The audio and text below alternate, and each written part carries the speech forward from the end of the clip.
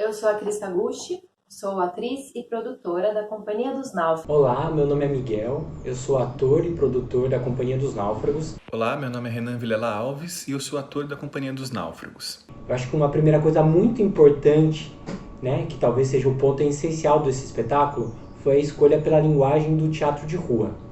Essa escolha se deu pela vontade do grupo de poder estar indo com o teatro, para locais onde normalmente o teatro não acontece. A Ilha Desconhecida, a nossa peça, ela é baseada no livro do José Saramago, O Conto da Ilha Desconhecida. A gente se apaixonou por essa história quando leu. A vontade de montar esse texto do Saramago, de levar essas sensações e as reflexões que a gente sentiu lendo o livro, impulsionou a gente para enfrentar os desafios que a transformação do livro em dramaturgia apresentava. É difícil colocar em palavras as sensações, as angústias e os anseios que essa história desperta. É uma sensação que a gente tem de que a vida podia ser melhor, mas não necessariamente a gente sabe o que é esse melhor e, mais ainda, como é que a gente chega lá, por qual caminho. É uma busca, mas ela é muito pouco tangível. No livro, ela se traduz numa metáfora, uma ilha desconhecida, em que, se chegando nela, daria para começar tudo do zero, da forma mais ideal possível. Ser quem se quiser ser, apagar todos os erros e, coletivamente, construir uma sociedade menos desigual, quem sabe até igualitária. Porém, o Saramago dá um nó nessa idealização e caminha a obra a fim de mostrar que, sabendo ou não para onde se vai, com os objetivos mais ou menos definidos, o que mais importa, no fim das contas, é o caminho. Primeiro ato, o castelo ou a pragmática das portas. Um homem foi bater à porta do rei e disse-lhe: dá-me um barco. A casa do rei tinha muitas mais portas, mas essa era a porta das petições. Hã? Dos pedidos, das solicitações. Era ali que os súditos do rei iam para expor os seus desejos, as suas necessidades. Porém, o rei passava a maior parte do seu tempo sentado à porta dos obséquios. A porta do quê, rapaz? Obséquios. O quê? Favores, benefícios. Caixa 2. Entendi. E por passar maior parte sentado à porta dos obséquios, cada vez que alguém vinha importunar a porta das petições, o rei fingia-se de desentendido. E só quando o ressoar contínuo da aldraba de bronze tornava-se mais do que notório, ensurdecedor, incomodando a toda a vizinhança, era que o povo se punha a murmurar: Que rei é esse que não nos atende? A canção, dentro da cena, ela funciona como um amplificador poético e é um instrumento muito importante para o nosso jeito de fazer teatro. É lógico que na Ilha Desconhecida a gente ia colocar algumas canções e a gente também criou algumas trilhas sonoras para outros momentos. Todas as músicas, canções e trilhas são executadas ao vivo de dentro da cena. Tem momentos onde a trilha marca atividades, gestos e ações dos personagens, como, por exemplo, no momento da peça tem um movimento ritmado e incessante de burocratas carimbando papéis. A gente usa essa trilha para dar ritmo para o jogo cênico e também para reforçar a sua comicidade. A trilha sonora também pode marcar uma camada de sentimento, de lirismo em um dado momento e também refletir o sentimento dos personagens. Agora, se você for dar uma volta, Karina, você vai ver o quê?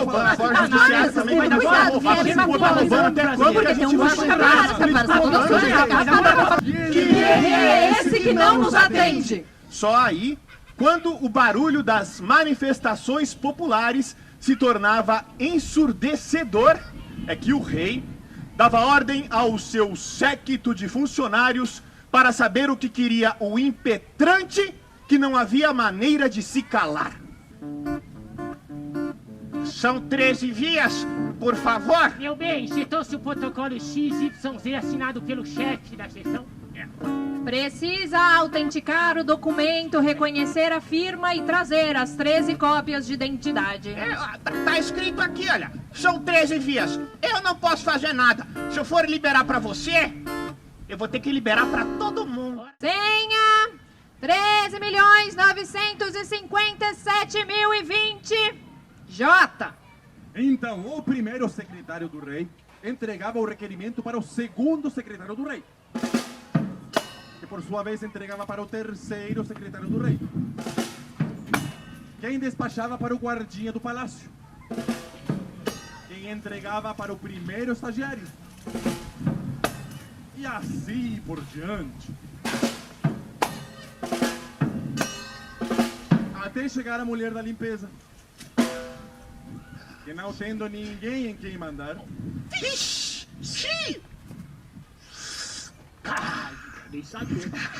entreabria a porta das petições e perguntava pela frincha. Que é que tu queres?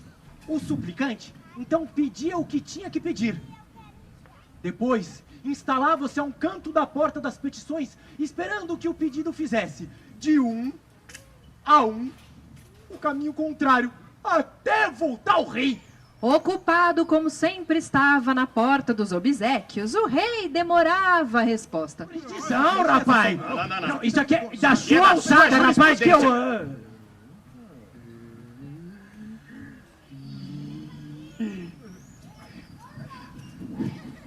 Até chegar a mulher da limpeza, que decidia se sim ou se não, dependendo do seu humor no momento.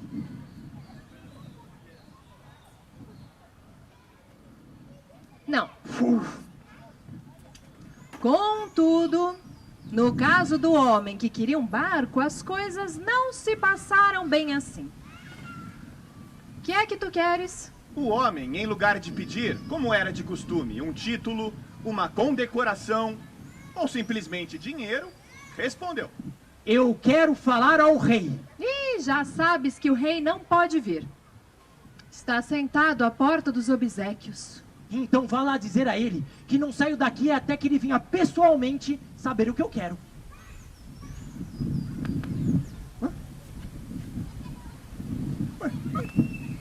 E deitou-se de comprido no limiar da porta. Entrar e sair só por cima dele. Ora, isso era um enorme problema. De acordo com a pragmática das portas... De acordo com as pragas de quem, rapaz? De acordo com a regra. A regra das portas. Ah, não explica. Ali só se podia atender um suplicante de cada vez. A regra era clara: enquanto houvesse alguém deitado à porta das petições, nenhum outro candidato poderia se aproximar para expor suas necessidades ou ambições. Somos eu, Renan e Miguel, ensaiando, improvisando os acontecimentos da peça, trazendo cenas, nós três ali. Eu não tinha muito certo quem ia fazer o quê, como, mas a gente brincava com os acontecimentos, com as figuras da peça. E eu lembro dois momentos que eu acho que estavam lá e que estão aqui. Um que foi o Renan, que ele fez uma cena da mulher da limpeza. Era um pouco narrado, mas um pouco a figura dela, que eu achei muito bonito e que eu tento de alguma forma trazer no espetáculo. E uma outra cena do Miguel, que era ele contando um monte de coisa e vivendo um monte de personagem. Então ele falava o que estava acontecendo, ele fazia um personagem, ele levantava um negócio aqui de cenário, ele pegava um objeto ali, fazendo tudo. E aí naquela hora eu olhei e falei assim, nossa, é possível a gente fazer tudo, é interessantíssimo a gente fazer tudo, né? Essa brincadeira de estamos contando a história, estamos vivendo isso aqui, vamos trazer outro personagem aqui, agora já pode ir.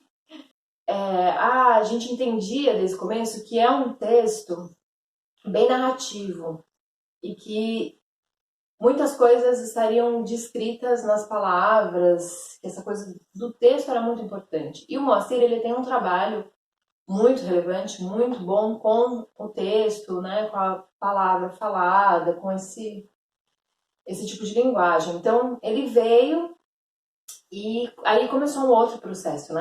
E ele pegou bastante na questão das figuras, do desenho das figuras e dos corpos. Então eu lembro bastante da gente fazendo um processo de improvisação das figuras, com as falas, trazendo isso para o corpo e já pensando num trabalho para a rua com um nível de energia mais alto, com os vetores físicos mais desenhados, as relações dos corpos no espaço e um pensamento já não 360, né, não uma arena completa, mas pelo menos uma semi-arena. A ponderação entre os benefícios e os prejuízos da demora fez ter ido o rei, e em real pessoa, até a porta das petições para saber o que queria o intrometido, que se havia negado a encaminhar o requerimento pelas competentes vias burocráticas. República do Taquaral, com vocês, o nosso rei. O rei, temido, amado e poderoso, ele é severo, é bondoso, de todos é o mais viril. O rei, ele adora toda a gente, ainda mais que traz presente. A todos trata como igual. O rei, ele não tem nenhum defeito, é impecável, é perfeito, humilde e imaginado.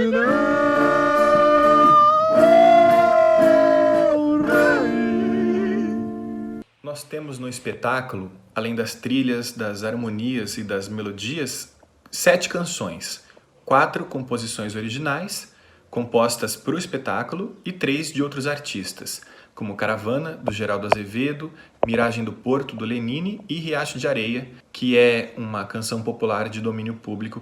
Um conceito que é muito forte dentro do espetáculo, né, e dentro dessa linguagem, é a ideia de ressignificação, né? Então, como objetos diversos ganham funções novas e diversas e múltiplas pela forma que ele é utilizado em cena pelos atores e pela forma do filtro, né, da imaginação e da narrativa coloca à frente a esses objetos.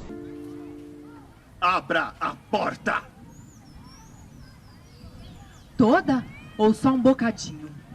O rei vacilou por um instante. Não gostava muito de se expor aos ares da rua, mas depois pensou que não pegaria bem falar com o súdito pela frechinha da porta, como se tivesse medo dele.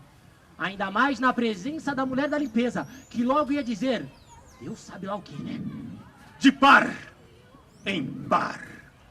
Ao ouvir os ferrolhos da porta, o homem que queria um barco levantou-se do degrau. Os sinais de que finalmente alguém vinha atender fizeram os outros candidatos se aproximarem, prontos para ocupar seu lugar, mal ele vagasse. o inopinado aparecimento do rei Nunca tinha acontecido tal coisa desde que andava de coroa na cabeça. causou uma grande surpresa. Não só aos ditos candidatos, mas também à vizinhança, que, atraída pelo repentino alvoroço, saiu às janelas das casas. Dividido entre a curiosidade que não pudera reprimir e o desagrado de ver tanta gente reunida, o rei, com o pior dos modos, perguntou 3 perguntas seguidas. O que é que tu queres? Por que foi que não disseste logo o que querias? Pensarás tu que eu não tenho mais nada o que fazer? Mas o homem só respondeu a primeira pergunta. Dá-me um barco.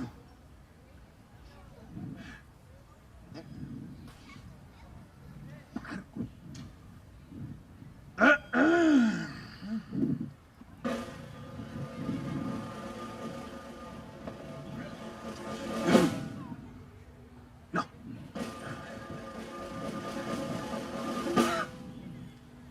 Não.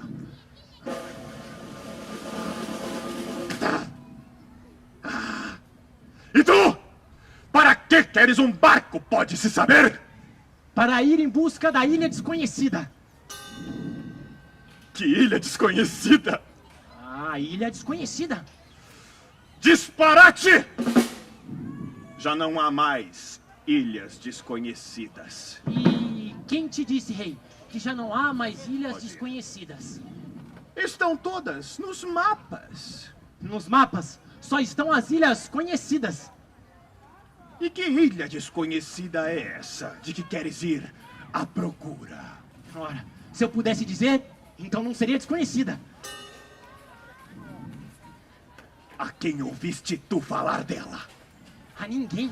Então por que teimas em dizer que ela existe? Simplesmente porque me parece impossível que não exista uma ilha desconhecida. E viestes aqui para me pedires um barco. Sim, rei. Vim aqui pedir-te um barco. E tu quem és para que eu te dê? E tu quem és para que não me des? Sou o rei deste reino!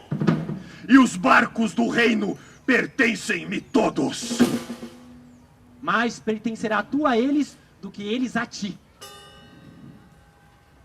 Que queres dizer? Que tu sem eles és nada, mas que eles sem ti poderão sempre navegar. Sob minhas ordens, com os meus pilotos e os meus marinheiros. Eu não te peço nem pilotos nem marinheiros, rei. Só te peço um barco. E esta ilha desconhecida, se a encontrares, será para mim. Ah, ti, rei, só interessam as ilhas conhecidas. Também me interessam as desconhecidas quando o deixam de o ser. Essa talvez não se deixe conhecer. Então, não te dou o barco. Darás. Ao ouvir esta palavra pronunciada com tranquila firmeza, o resto das pessoas que estavam se agrupando, cuja paciência vinha crescendo, E mais para se verem livres do homem do que por solidariedade, decidiram intervir a favor do homem que queria um barco. dá um barco Vamos, pra rei! ele, rei. Dá O um que barco! custa? Ele Que deve custa ter 30, nada! 40, 50 Vamos! barcos lá Só O parados. rei abriu a boca para Dá um dizer à mulher da limpeza que chamasse imediatamente a guarda do palácio para vir restituir a ordem e impor a disciplina. Mas nesse momento, as vizinhas que assistiam às janelas... Dá-lhe um barco! Dá-lhe um barco! Dá-lhe um barco! Dá-lhe um barco! Dá-lhe um barco! Dá-lhe um barco! Dá-lhe um barco! Perante uma tão iniludível e espontânea manifestação da vontade popular, e preocupado com o que nesse meio tempo já havia perdido na porta dos obséquios, o rei ergueu a mão direita impondo silêncio e disse: Vou dar-te o barco! Mas a tripulação terá que arranjá-la tu. Os meus marinheiros são necessários para as ilhas conhecidas. Vá à doca. Pergunta lá pelo capitão do porto, diz-lhe que te mandei eu. E ele que te dê o barco.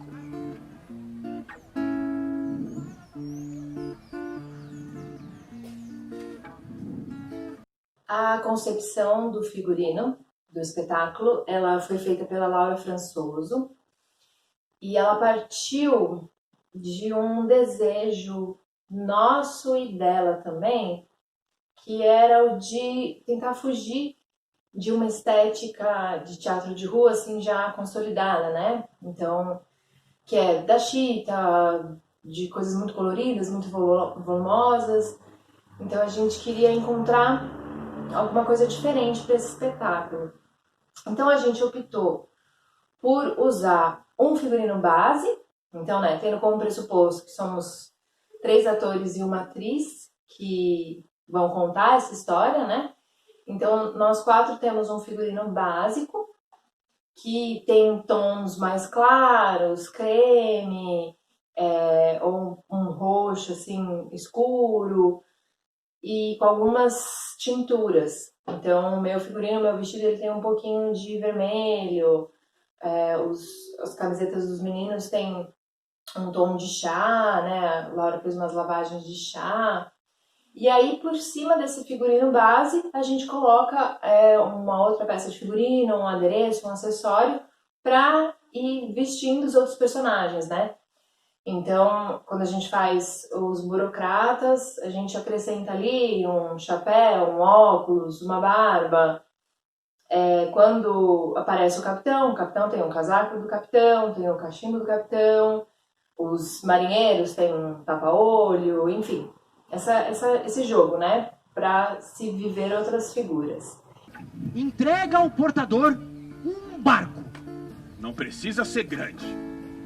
Que seja seguro e que navegue bem.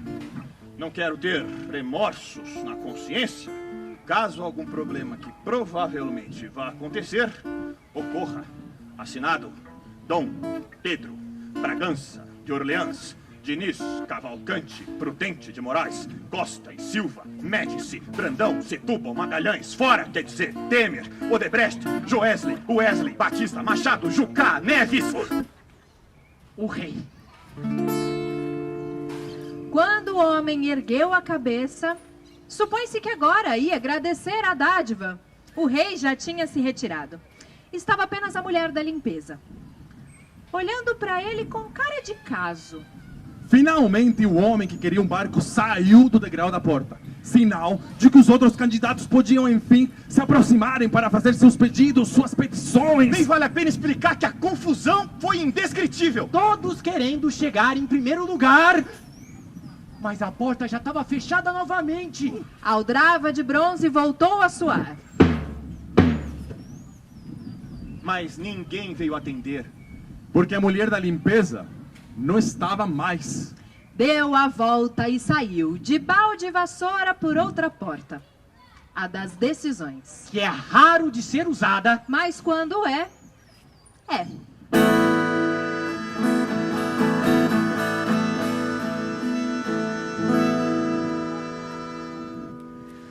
Eu sou aquele navio no mar, sem rumo e sem dono. Tenho a miragem do porto pra reconfortar meu sono. A minha personagem, por exemplo, ela tem a mulher, né, que vai em busca do barco junto com o homem. A princípio, ela tem um avental de juta, super cuidado, e um lenço de cabeça. E na hora que ela decide deixar o castelo e se lançar na aventura, no mar, em busca da ilha desconhecida, ela tira o avental e o lenço e coloca um boleirinho, um casaquinho vermelho, acho que também simbolizando esse momento, né? Essa passagem da personagem. Então, a nossa escolha também por usar alguns elementos do figurino para simbolizar, para comunicar, dialogar com os acontecimentos do texto.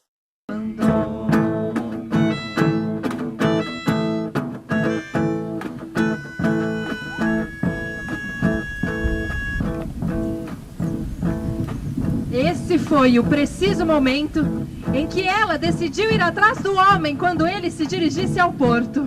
Pensou ela que já bastava de uma vida inteira lavando e limpando palácios. Que lavar e limpar barcos é que era a sua verdadeira vocação. E lá no mar eu vi uma maravilha, vi o rosto de uma ilha numa noite de luar. E da luar iluminou o meu navio. E se ligando a essa primeira escolha que nós fizemos pela linguagem do teatro de rua e assim, né, entrar em contato com espaços onde usualmente o teatro não acontece e com públicos que usualmente não frequentam esse tipo de evento, né, e nem contato com esse tipo de linguagem, vem uma segunda escolha, que é de trabalhar com as formas e mecanismos do que a gente denomina teatro popular, né? Esse teatro, né, que advém, né, das artes do do circo popular, das companhias mambembe, que estão ligados ao mesmo à ideia dos folguedos e manifestações da cultura popular, né? Que acreditamos que esse teatro popular, ele conjuga em si uma coisa que é muito interessante, que é a capacidade de forjar uma linguagem que consegue manter a ideia de entretenimento, de divertimento, de empatia, identificação, junto com assuntos densos, né?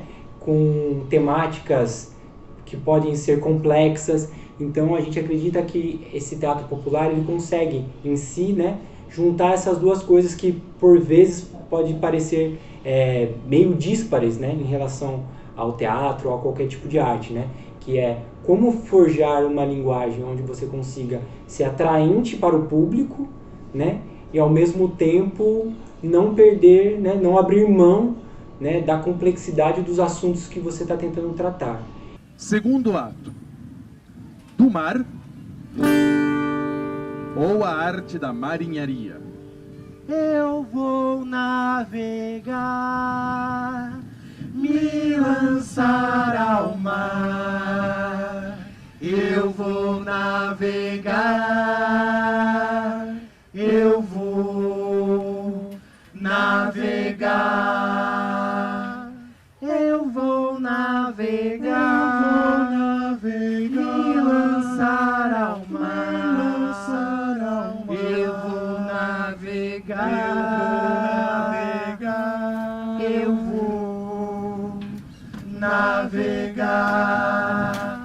eu vou navegar, me lançar ao mar. Eu vou navegar, eu vou navegar. O esforço é grande e o homem é pequeno, mas algo dentro de nós é imenso. Sonha em ver as formas invisíveis na imprecisa distância e, com movimentos sensíveis da esperança e da vontade, buscar na linha fria do horizonte a praia, a árvore, a flor, a ave e a fonte, os beijos merecidos da verdade. Andando, um homem chegou ao porto. Foi a doca, perguntou pelo capitão, e enquanto este não chegava, tentou adivinhar dentre tantos barcos qual seria o seu. Grande já se sabia que não. O cartão de visitas do rei havia sido muito claro neste ponto. Tampouco seria ele pequeno demais que resistisse mal aos rigores do mar e às forças do vento. O rei havia sido categórico neste ponto. Que seja seguro e navegue bem. Foram as suas formais palavras, excluindo assim os barcos menores que não nasceram para sulcar os oceanos, que é onde se encontram as ilhas desconhecidas. O capitão veio,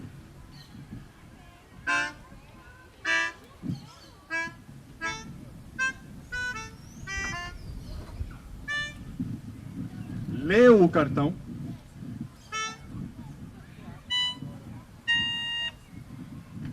mirou o homem de alto a baixo,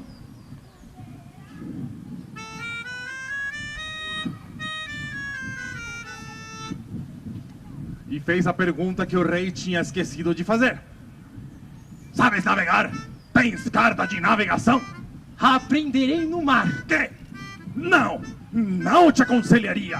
Eu, que sou capitão, não me atrevo com qualquer barco. Então me dê um barco que eu respeite e que ainda possa respeitar a mim. Isto é uma fala de marinheiro.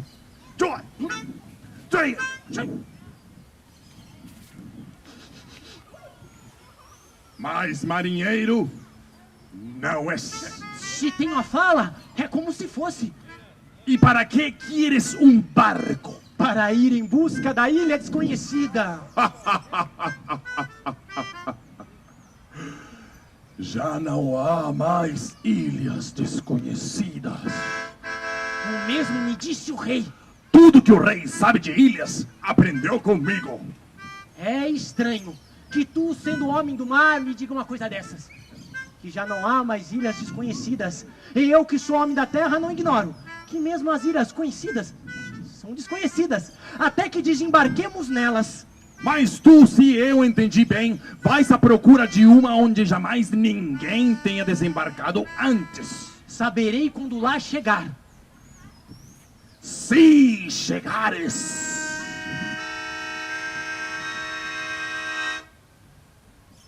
É verdade, naufraga-se às vezes, mas se isso vier a acontecer, deve dizer a todos que aqui esteve um homem que não teve medo de navegar.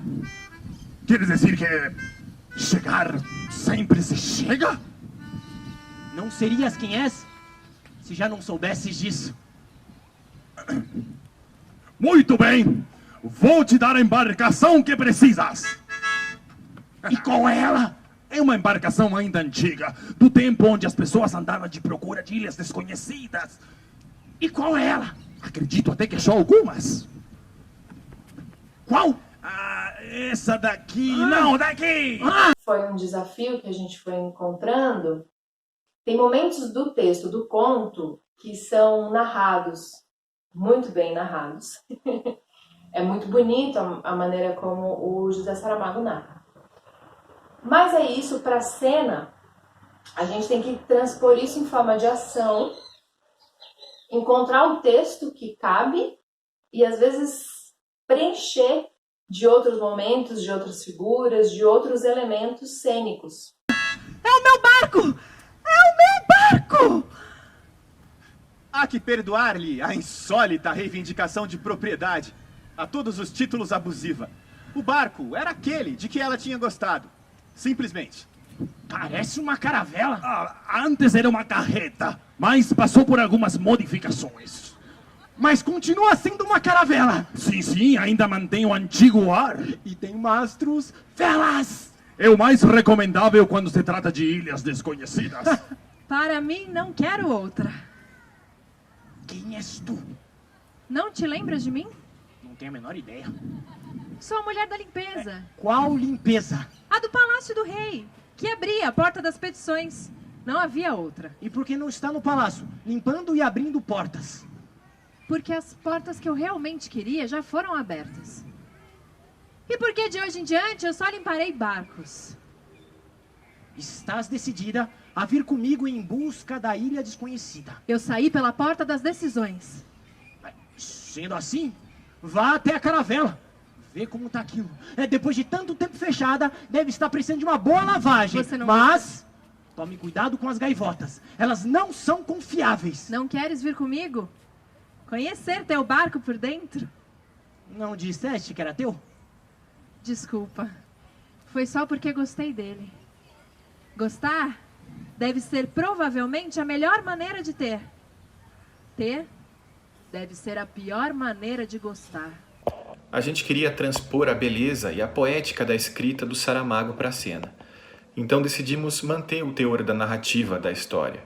Pegamos o texto, fizemos uma cuidadosa edição e dividimos entre nós atores. Com essa estrutura determinada, a gente se deparou com alguns desafios. A gente queria manter o lirismo do Saramago, mas algumas passagens precisavam de uma linguagem mais coloquial brasileira para facilitar o entendimento, principalmente quando se apresenta em um espaço aberto, onde a gente divide a atenção com outros elementos. Nesse limite do que mudaríamos para facilitar o entendimento da fala na peça, que é diferente de ler um livro, fomos navegando e acho que chegamos num bom resultado. Mas a gente não queria perder algumas frases muito bonitas do texto, então nelas nós mantivemos como no original. Esse livro é recheado de passagens emblemáticas, frases poderosas que fazem a gente refletir e pensar na vida. Como, por exemplo, é preciso sair da ilha para ver a ilha. Não nos vemos se não saímos de nós. Ou, gostar deve ser a melhor maneira de ter. Ter deve ser a pior maneira de gostar. A gente brigava para ver quem ia falar essas frases. Bonito?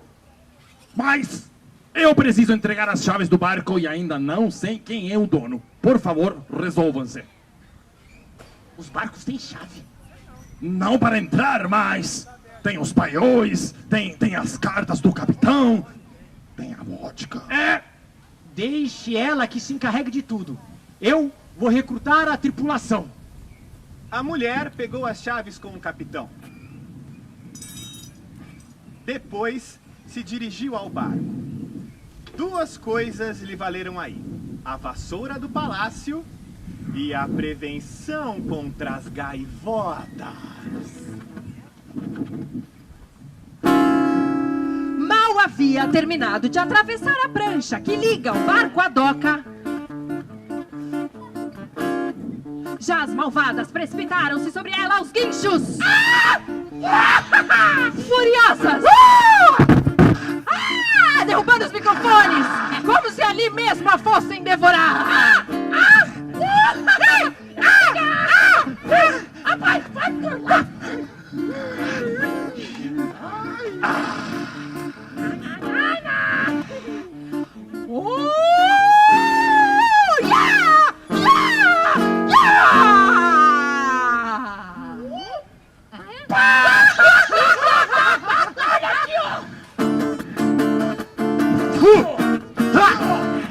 Olha o peixe voador! Aonde?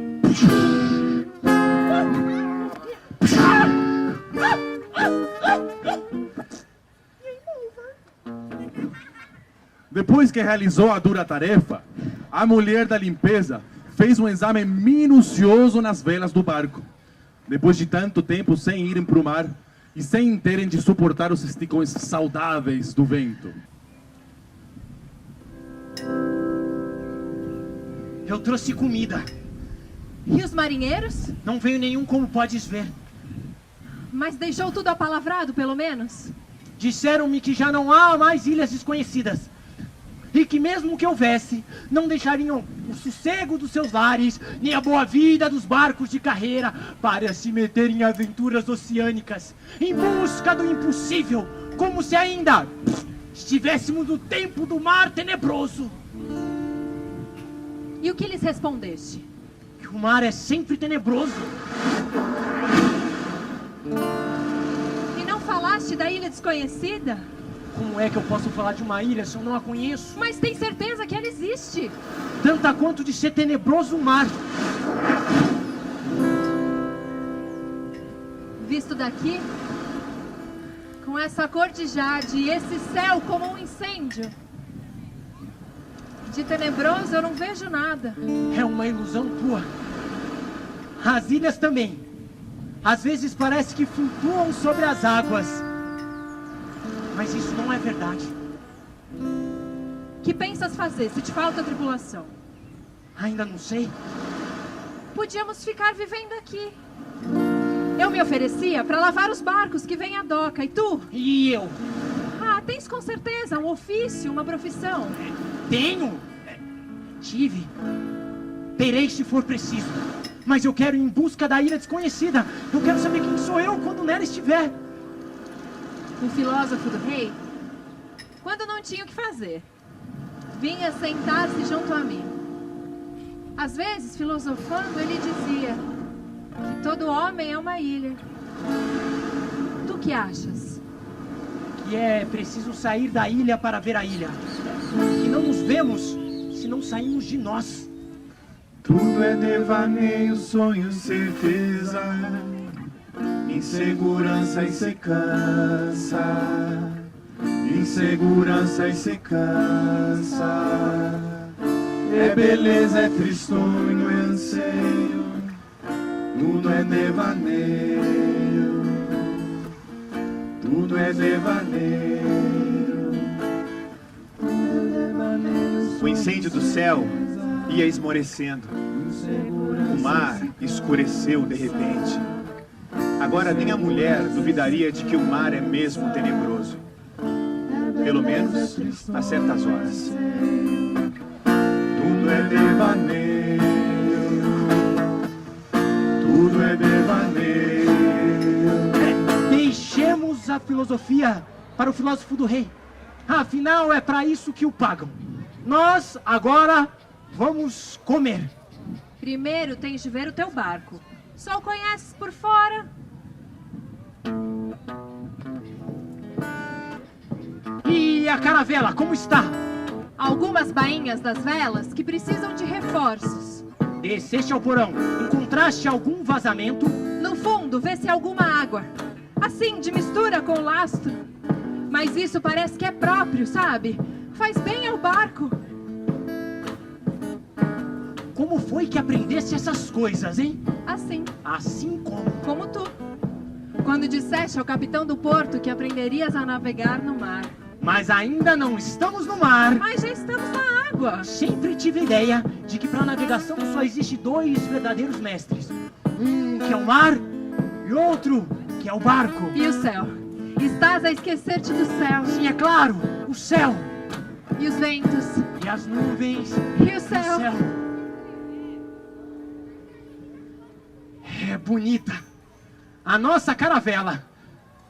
Mas se não tivermos tripulantes suficientes para a manobra, terei que dizer ao rei que já não a quero mais. Perdes o ânimo logo na primeira contrariedade. A primeira contrariedade foi estar à espera do rei 3 dias e não desistir. Se não encontrar marinheiros que queiram vir, nos arranjaremos os 2. Se estás doida. Nós 2 nunca seríamos capazes de governar um barco deste tamanho. Eu teria que estar sempre ao leme e tu... Nem vale a pena explicar-te. É loucura. Depois vemos. Agora vamos comer. Subiram para o castelo de Pompa. O homem ainda reclamava do que chamara loucura, e a mulher abriu a sacola que o homem tinha trazido.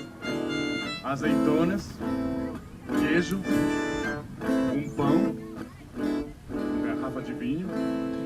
A lua já estava meio palmo sobre o mar.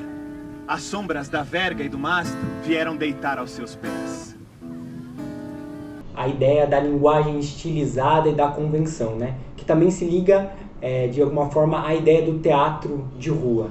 Ou seja, dentro do nosso espetáculo, assim como é feito dentro de um picadeiro de circo, ou mesmo por uma companhia de teatro mambembe, ou mesmo dentro do teatro de animação de bonecos, né? A ideia é de que poucos elementos básicos com um pacto, né, convencional entre público e plateia pode se transformar em várias paisagens, em vários objetos, podem tomar formas que não a sua própria, né?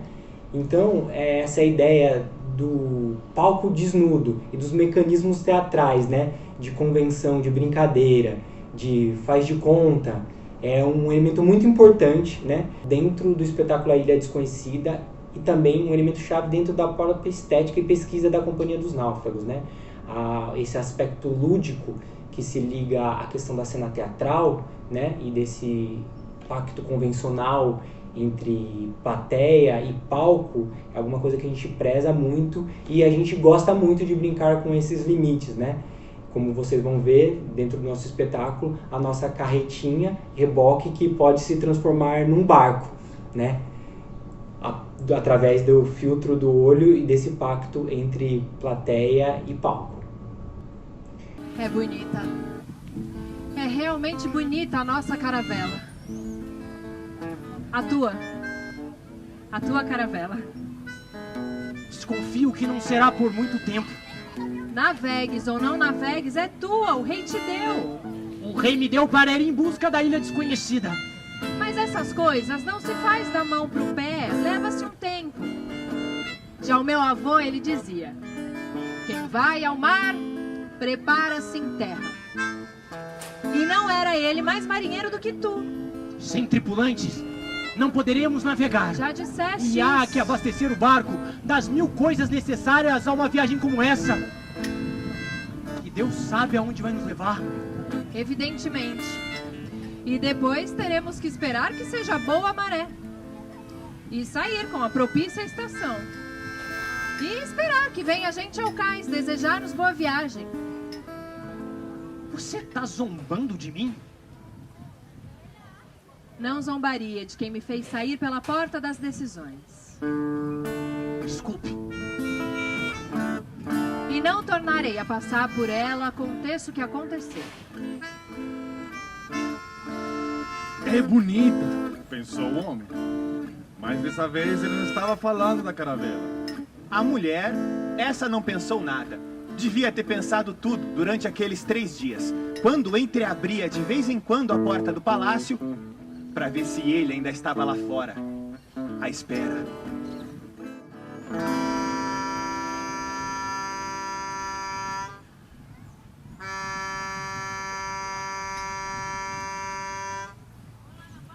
Quando for a nossa vez, faremos menos barulho. Mas balançaremos muito mais. É que... Pode falar. É que... Acho que é melhor irmos dormir. Não é que eu tenha muito sono. Nem eu. Há beliches lá embaixo. Sim. Boa noite. Boa noite. Eu vou por esse lado. Ah, eu tinha esquecido. Eu encontrei essas velas quando eu estava limpando o barco. O que eu não tenho é fósforo. Eu tenho. Ela segurou as velas, uma em cada mão. Ele acendeu um fósforo. Depois, abrigando a chama sob a cúpula dos dedos curvados, levou-a com todo o cuidado aos velhos pavios. A luz pegou, cresceu lentamente, banhou o rosto da mulher. Nem seria preciso dizer o que ele pensou. É bonita, muito bonita. Mais do que ela pensou, sim. Vê-se que só tem olhos para a ilha desconhecida. Eis aí como nos enganamos com os sentidos do olhar, sobretudo ao princípio.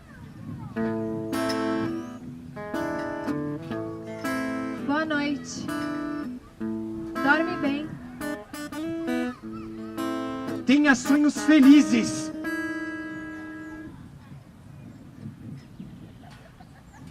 Foi a frase que ele saiu.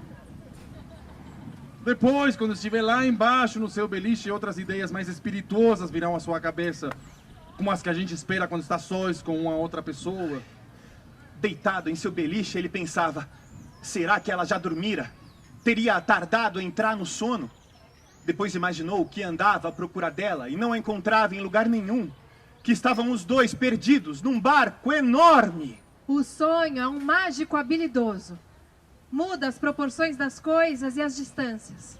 Separa as pessoas e elas estão juntas. Reúne-as e quase não se vê uma outra. A mulher dorme a poucos metros e ele não soube como alcançá-la. Quando é tão fácil e de bom bordo a este bordo. Que no conto ele é narrado de uma forma até te deixar confuso, porque tem aquela sensação de sonho, né? De que você vê uma coisa, mas você não tem certeza se é, e de repente parece uma pessoa que não é mais, e coisa que você sabe, mas não sabe como sabe. Então, sempre entendendo isso, né? Tem coisas do texto escrito que são muito bonitas para serem lidas, mas que não funcionam em cena. E que encená-las requer uma outra dramaturgia, outros personagens, outro momento. Terceiro ato. A Ilha Desconhecida. O homem tinha-lhe desejado felizes sonhos, mas foi ele quem passou a noite inteira a sonhar. Sonhou que a sua caravela ia no mar alto, com as 3 velas gloriosamente ensinadas, abrindo caminho sobre as ondas, enquanto ele manejava a roda do leme e a tripulação descansava à sombra. Não entendia como podiam estar ali os marinheiros que no porto da cidade haviam se recusado a embarcar em busca da ilha desconhecida. Provavelmente se lembrava quando havia trazido todos eles para o barco. Fosse como fosse, era natural que ali estivesse. Imaginemos que a ilha desconhecida é, Ilha Desconhecida. como tantas vezes não foi no passado, Uma ilha deserta. Uma ilha deserta. melhor será jogar pelo seguro. Melhor será jogar Todos pelo sabemos que abrir a porta da coelheira E e agarrar. capturar um coelho pelas orelhas sempre foi mais fácil que persegui-lo por campos e vales. Do fundo do porão veio agora um coro de relinchos de cavalos, de mugidos de bois, de surros de asnos, as vozes dos nobres animais que serão necessários para o trabalho pesado. De súbito, o vento deu uma guinada. A vela maior bateu e ondulou. Por trás dela, estava o que antes não se via. Um grupo de mulheres. Que mesmo sem as contar, se adivinha serem tantas quanto os marinheiros. Ocupam-se nas suas coisas de mulheres. Ainda não chegou o tempo de se ocuparem de outras. Está claro que isso só pode ser um sonho. Na vida real, nunca se viajou assim. Só pode ser um sonho. Na vida real, nunca se viajou assim. Ao sol de gelo, seus olhos são sóis no mar de água clara.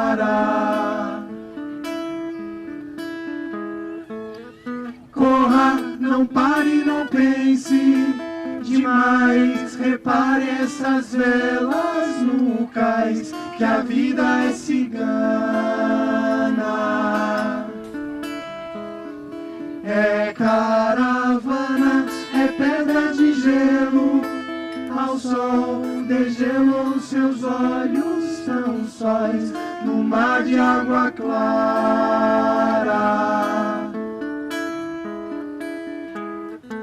Ainda sonhando, o homem buscou com os olhos a mulher e não a encontrou.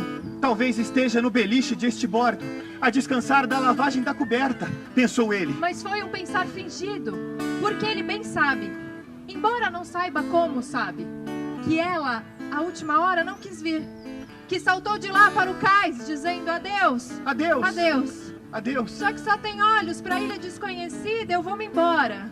E não era verdade. Nesse momento do sonho, estão os olhos dele a procurar pelos dela e não a encontram em lugar nenhum.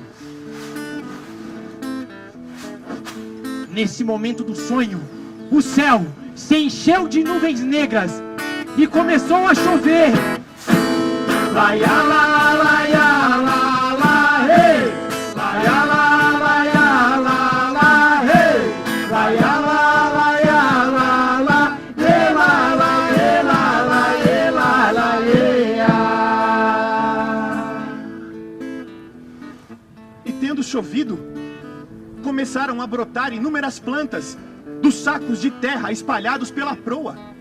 Não estão ali os sacos porque se suspeite que não haja terra o bastante na ilha desconhecida, mas porque assim se ganhará tempo.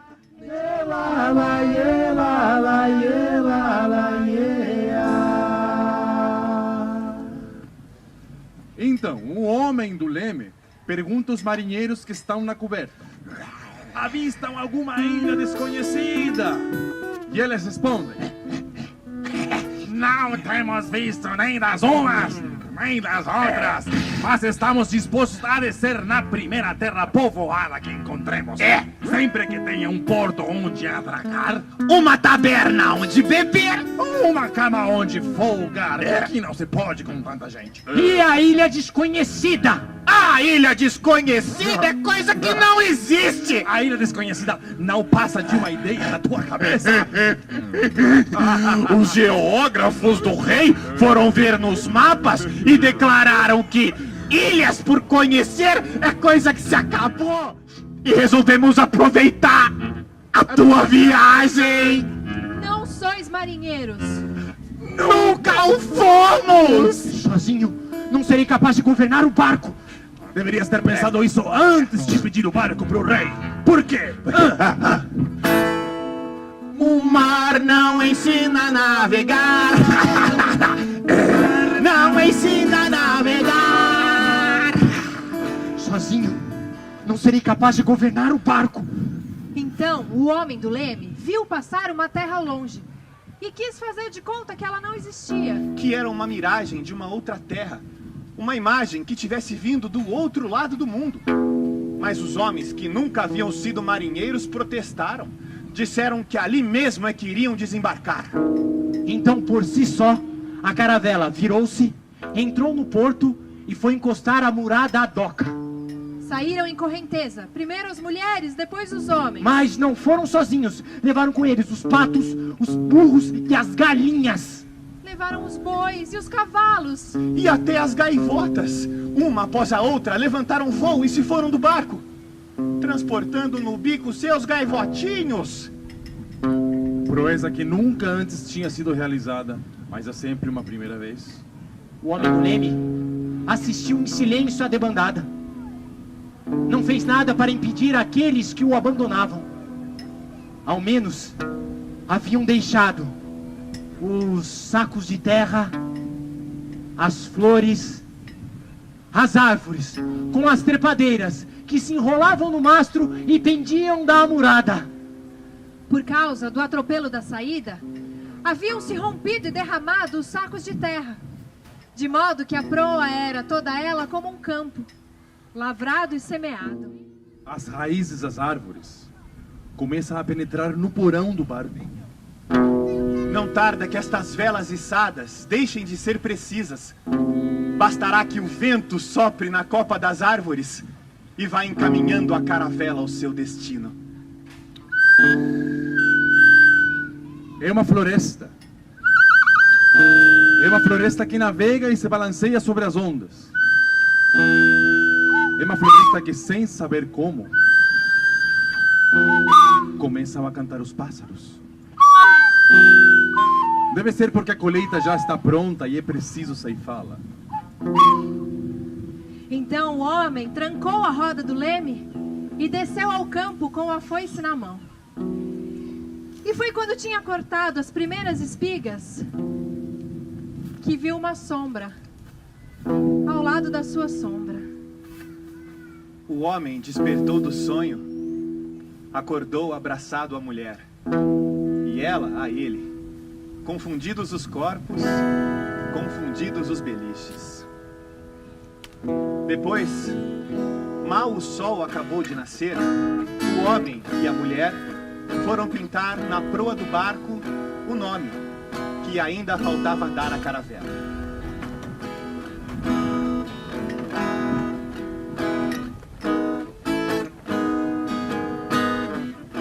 Pela hora do meio-dia, a ilha desconhecida fez-se enfim ao mar, à procura de si mesma.